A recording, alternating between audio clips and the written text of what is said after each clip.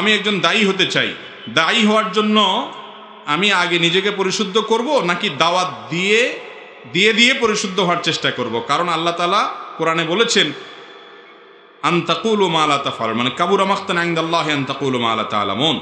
আল্লাহ বলেছেন এটা।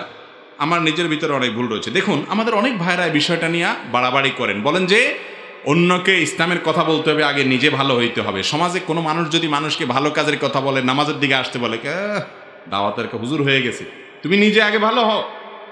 ভাই, নিজে পরিপূর্ণ ভালো শতভাগ ফেরেশতা কি আমরা কেউ? হুজুররা কেউ শতভাগ ফেরেশতা হওয়া সম্ভব? সম্ভব না। তাহলে কি দাওয়াতি কাজ করবে না? এটা ভুল কথা যে দাওয়াতি কাজ করতে হলে সে নিজে পুরো ভালো হয়ে যেতে হবে, তারপর দাওয়াতি কাজ করতে হবে। এটা দাওয়াতি কাজ, ইসলাম প্রচারের কাজ থামানোর জন্য শয়তানের কৌশল।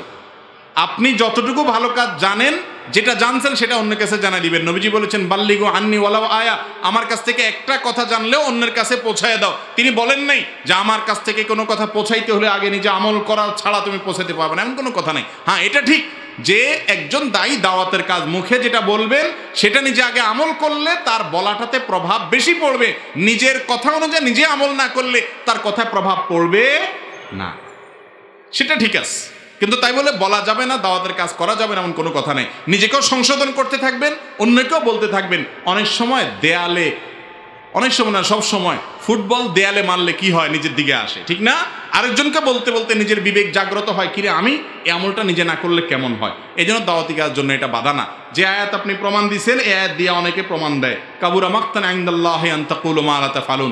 আরেক আয়াতে আল্লাহ বলেছেন লিমা তাকুলুনা মা লা তাফআলুন। এই আয়াতে যেটা বোঝানো হয়েছে সেটা ভিন্ন জিনিস। সেটা কি?